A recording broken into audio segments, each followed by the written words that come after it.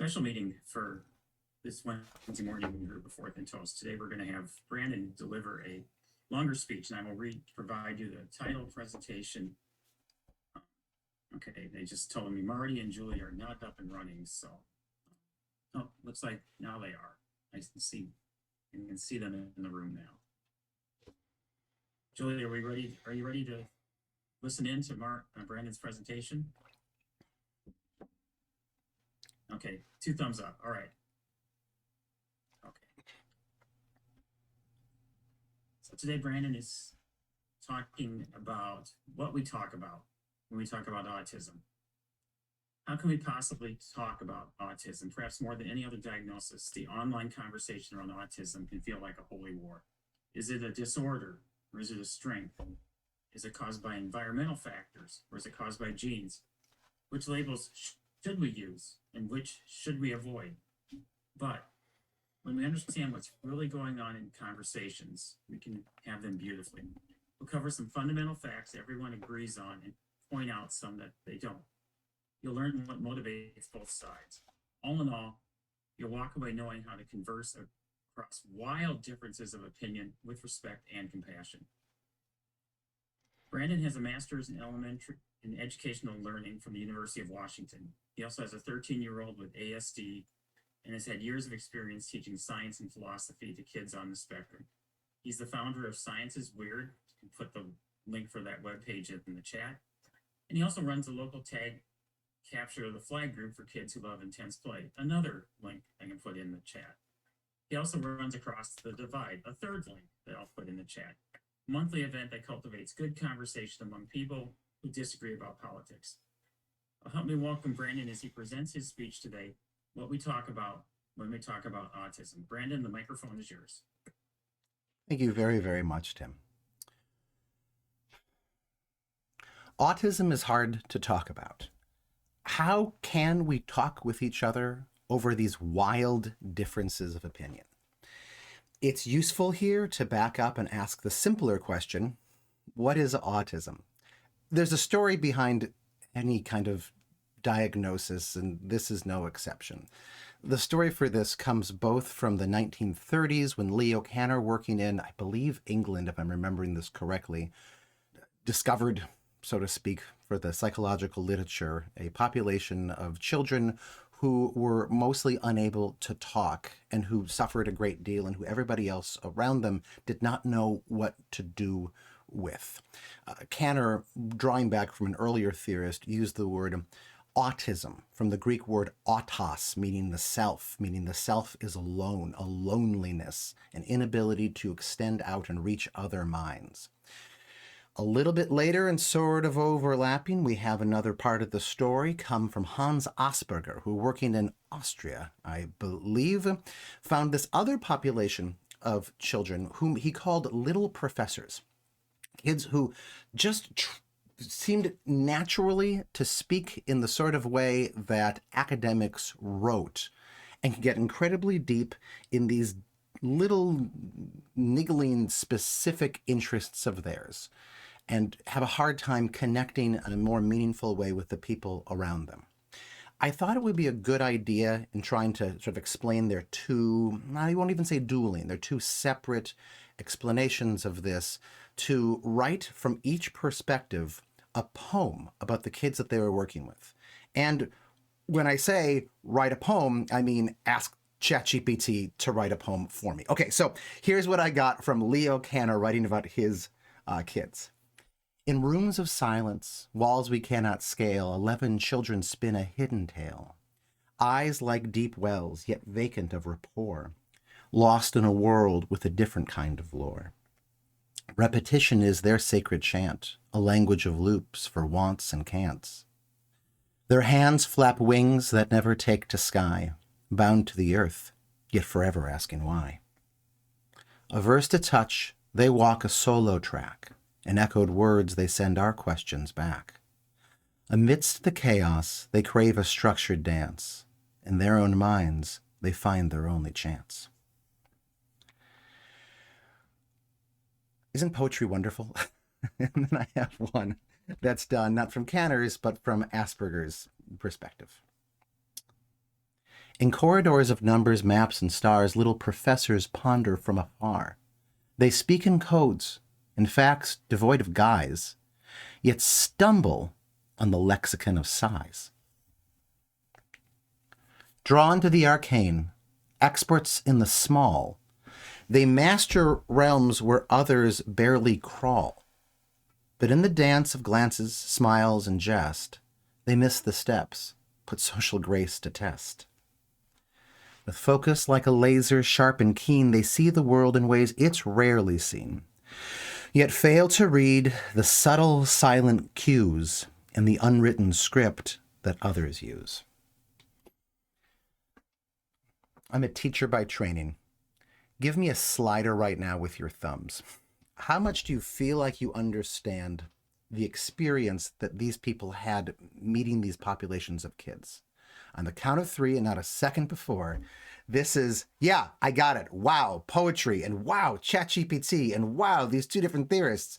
And this is, I am totally lost right now. 3, 2, 1, shoot. Let's step back then. We have answers all over the board for this. Let's step back and talk about with the DSM-5, the Diagnostic and Statistical Manual, the Bible of psychology, psychiatry, how it defines autism. Now, there's a really, really long entry for autism, so I've taken my pocket reference, DSM-5, and I have summarized that into just 3 different things. And here's what it says. It says needs to be present in order for a diagnosis to be made. Difficulties in social interaction, repetitious words, behaviors, and then inflexibility, difficult changing from one thing to another, difficulty doing something that other people don't want, that other people want them to do, but they don't want to do.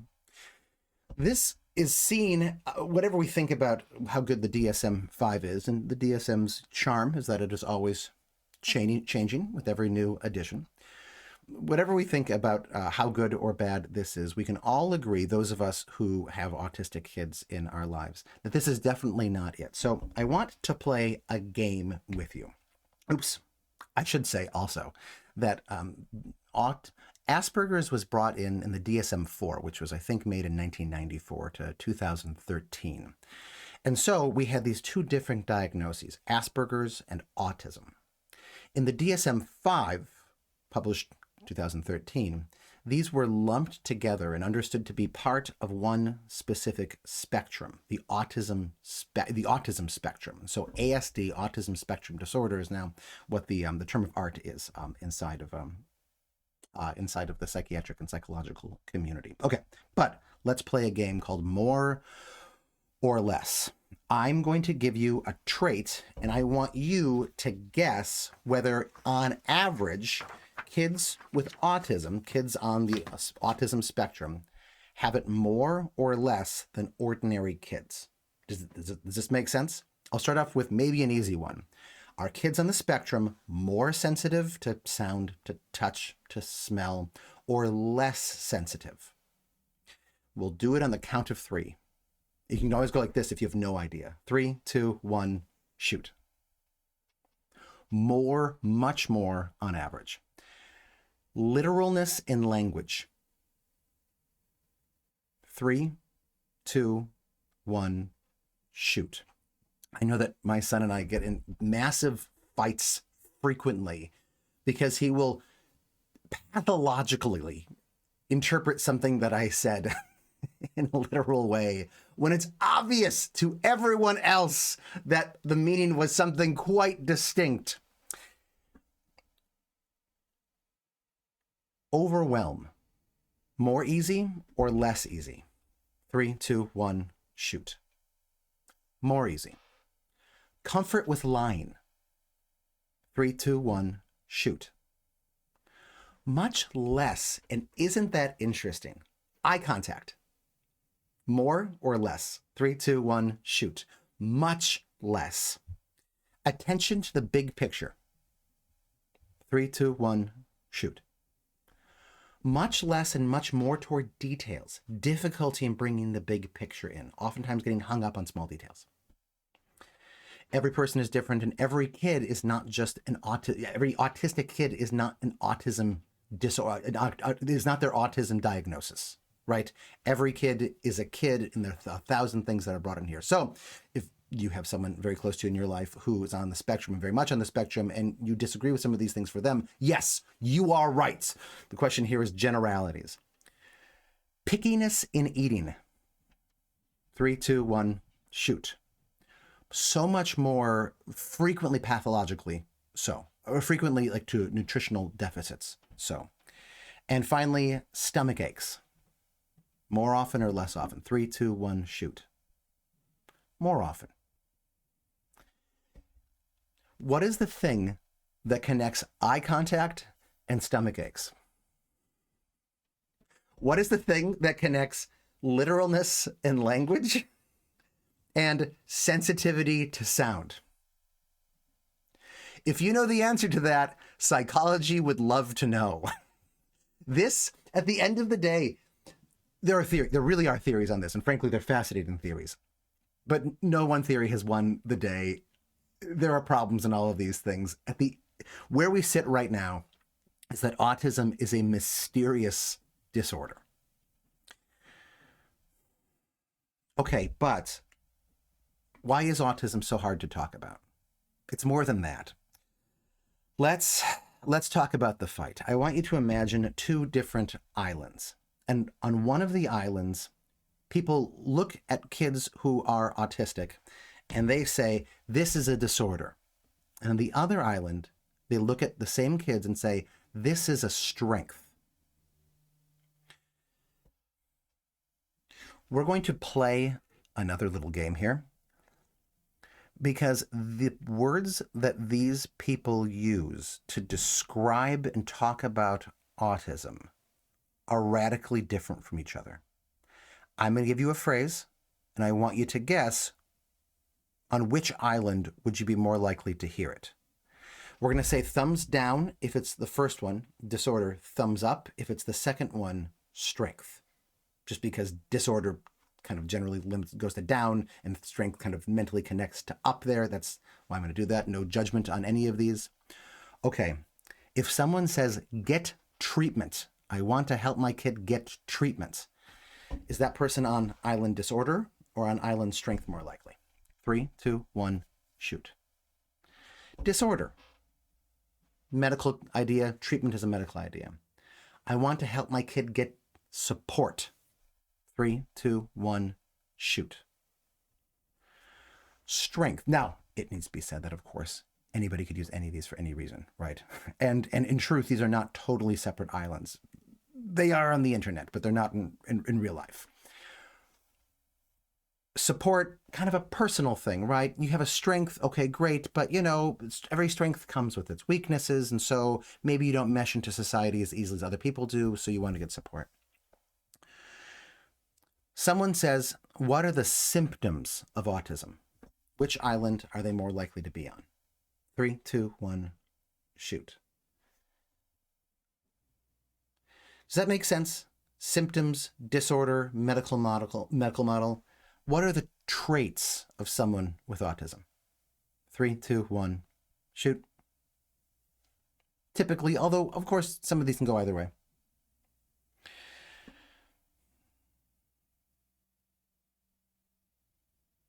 Autism spectrum disorder. 3, 2, 1, shoot. Autism spectrum condition. 3, 2, 1, shoot. The newer phrase, and frequently people on both sides will say disorder. But if there's a way that it leans toward the first of those. Okay.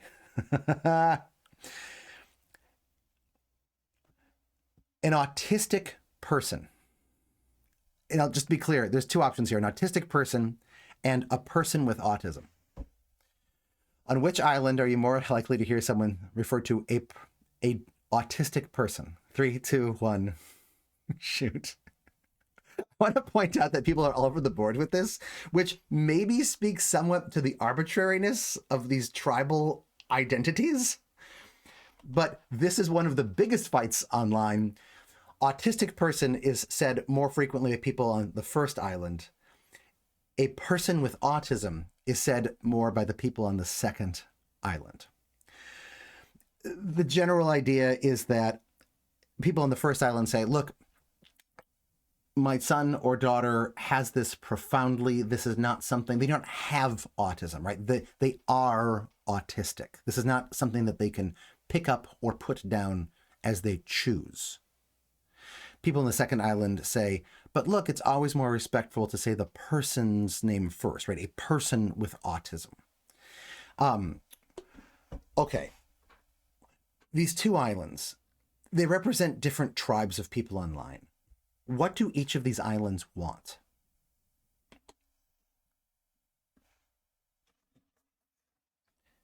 Is this helpful? There is a moral desire in each of these. Now imagine that people on both of these islands, they come together, maybe on some canoes, and they begin to talk about and here, right, I'm going to randomly choose words. The kids with autism that they know. How well is that conversation likely to go?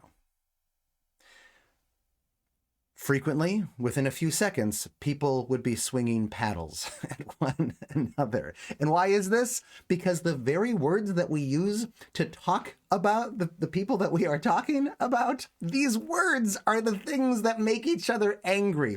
We have taken this thing, this difficult, mysterious to understand thing, and used language to turn this into a terrible, intractable fight. It feels, because of this whole language thing, that there is no common ground. It can feel very easily like people from the other island seem deluded at best and wicked at worst. And so I ask, why is autism so hard to talk about? Because of the words. But what is the magical opportunity that we have when we talk about autism? Because there is one.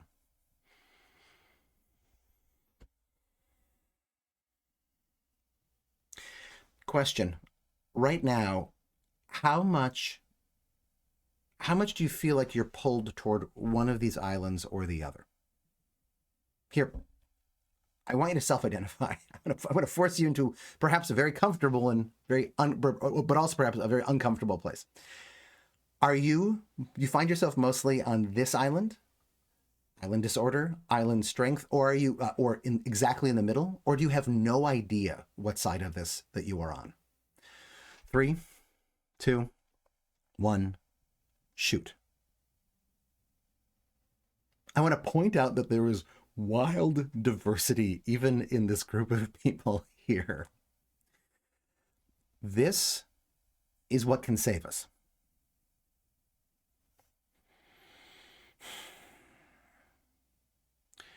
I'm going to give you a hint for what the magical opportunity is, and it requires bringing in some actual numbers from both of these islands. Or, excuse me, not numbers from both of these islands. Numbers about this island, this small island in the middle of our kids on the spectrum. This small island, numbers about this small island, about our kids, that everybody basically agrees on. These are all going to be from specific studies, but I've tried to choose numbers that, when there are numerous studies that give slightly different answers, I've tried to choose the ones in the middle. Okay, true facts about kids on the spectrum. 30% of them have epilepsy. 50% of them have been diagnosed with cognitive disabilities. These next three numbers, I then measured them a bit different. I should have made it a different slide. The next three numbers are compared to the regular population. A kid diagnosed with autism spectrum disorder, has 3 times the risk of having Tourette's, 5 times of having cerebral palsy, and 100 times the risk of I can never pronounce this. I always want to say tuberculosis. Tuberous sclerosis. Tuberous sclerosis is an ailment where tumors, benign tumors, but tumors just appear at random spots in your body, behind your eyes, near your spine, all over your body. note that it is so ridiculously rare among the autistic population because it is ridiculously, ridiculously rare among the population. What the heck connects tuberous sclerosis and literal language? If you have the answer, medical science would love to know. Half of kids diagnosed have self-injury. More than half have traits of have a history of physical aggression. 2/3 have sleeping disorders, which sounds benign, but which frequently means wakes up in the night screaming and it's difficult to stop. 3/4 have eating problems, oftentimes to the point that they need to get medical help for this. Only a half, and these last two numbers are for Asperger's, which is misspelled on there. There's no P. Only half, as adults, say they have a friend. And 1/3 say that they have made specific plans or attempted suicide. And so I ask, how can we talk with each other over wild differences of opinion? The magical opportunity that we have when we talk about autism, especially from one island to another, is that we understand this in radically different ways. Those of us who have kids on the spectrum have kids who suffer in ways that most people have a difficulty understanding. We need breakthroughs, we need insights, we need new ways of looking at this. We can only get that by talking to people who have different perspectives.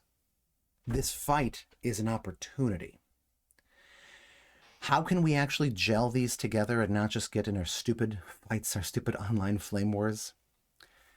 By remembering one thing: the person with whom you are speaking is a person who, like you, is intimate with this specific kind of suffering.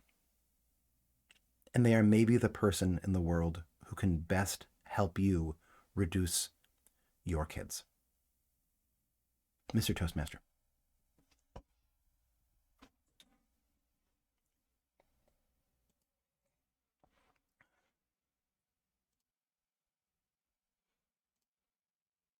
Brandon, thank you for your speech and thank you for sharing this and sharing it with us today.